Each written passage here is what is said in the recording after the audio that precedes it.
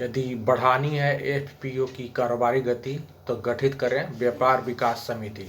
वंदे मातरम। आप देख रहे हैं एफपीओ बुलेटिन और मैं हूं आपके प्रगति पथ का साथी मनोज मिश्र। एफपीओ के समावेशी उत्थान में सहायक समिति सीरीज के पूर्व के एपिसोड में एफपीओ के समुत्थान, उसके कार्यकलापों में अपेक्षित गतिशीलता व पारदर्शिता लाने हेतु 4 समितियों प्रबंधन समिति, लेखा समिति, व्यापार विकास समिति व शेयरधारक विस्तार समिति के गठन करने की आवश्यकता के बारे में विस्तार से जानकारी दी गई थी और यह भी बताया गया था कि बारी बारी से इन चारों समितियों के मुख्य दायित्वों से अवगत कराने हेतु लगातार 4 एपिसोड प्रसारित किए जाएंगे। साथ ही उक्त 4 समितियों में से 2 समितियों प्रबंधन समिति और लेखा समिति के मुख्य दायित्वों के बारे में आपको पूर्व के एपिसोड में अवगत कराया जा चुका है।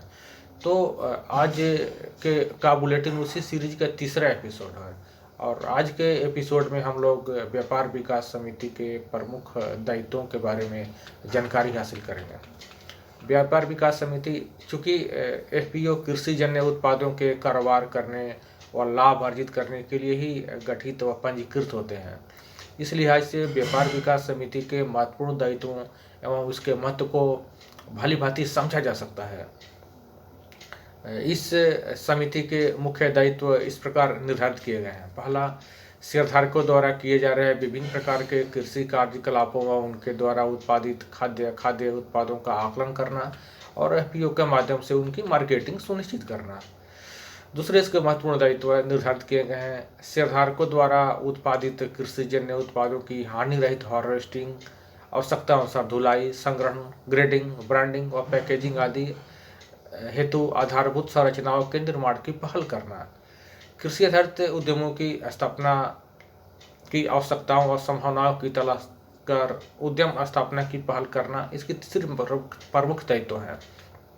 चौथा, इसके प्रमुख दायित्व निर्धारित किए गए हैं। एफपीओ के कारोबार के विकास व विस्तार हेतु संबद्ध विभागों, एजेंसियों अथवा व्यक्तियों से संपर्क कर कारोबारी संबद्धता की पहल करना। पांचवा, इसके महत्वपूर्ण दायित्व है। एफपीओ के कारोबारी उत्थान हेतु विभिन्न सरकारी व गैर सरकारी संस्थानों, विभागों द्वारा संचालित योजनाओं, सुविधाओं व सहायता अनुदान आदि की जानकारी हासिल करना और उसे हासिल करने हेतु अपेक्षित पहल करना। छठवां, इसके महत्वपूर्ण दायित्व हैं। विभिन्न प्रकार के कृषि जन्य कारोबार से संबद्ध शेयरधारकों के कारोबारी उत्थान हेतु सरकार द्वारा संचालित प्रशिक्षण व सहायता अनुदान योजनाओं की जानकारी हासिल करना, शेयरधारकों को ससमय उसे अवगत कराना और उन्हें अपेक्षित योजना का लाभ लेने हेतु आवेदन अप्लाई करने में मदद करना। साथ ही साथ इसके जो प्रमुख दायित्व हैं, सभी शेयरधारकों के कंपनी के माध्यम से आवश्यक उत्पादों को खरीद बिक्री हेतु प्रेरित करना।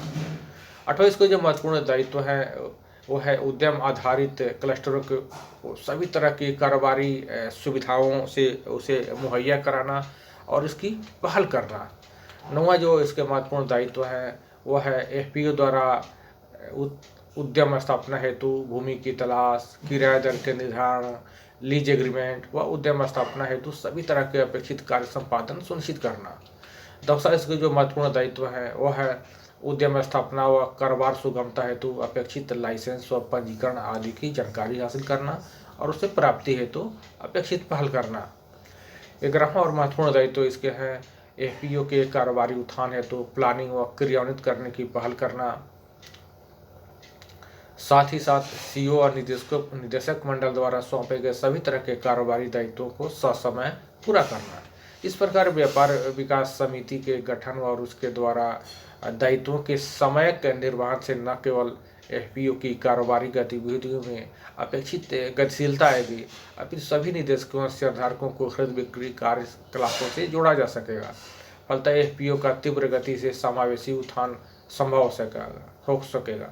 यदि अभी तक आपके एफपीओ में व्यापार विकास समिति का गठन नहीं किया गया है तो अविलंब उसे गठित कर सक्रिय करें। यकीन कीजिए आपको आश्चर्यजनक परिणाम देखने को मिलेंगे। चूँकि यह वीडियो एफपीओज के निदेशकों और शेयरधारकों के क्षमता वर्धन के लिए ही तैयार किया गया है, इसलिए निदेशक मंडल और शेयरधारकों के बीच इसे शेयर कर इस पर अपेक्षित विचार विमर्श कीजिए। किस तरह के कन्फ्यूजन या जिज्ञासा हो तो कमेंट सेक्शन में अवश्य बताएं। यदि अभी तक अपने चैनल को सब्सक्राइब नहीं किया है तो तुरंत सब्सक्राइब करें और बेल आइकन दबाना ना भूलें, ताकि नए वीडियो का नोटिफिकेशन आपको नियमित रूप से मिलता रहे। तो अब हम लोग मिलते हैं उक्त समिति सीरीज के अगले एपिसोड में, जिसमें हम लोग शेयरधारक विस्तार समिति के महत्वपूर्ण दायित्वों के बारे में जानकारी हासिल करेंगे। तब तक आप अपना और अपने एफपीओ का बेहतर ख्याल रखिए। जय जवान जय किसान।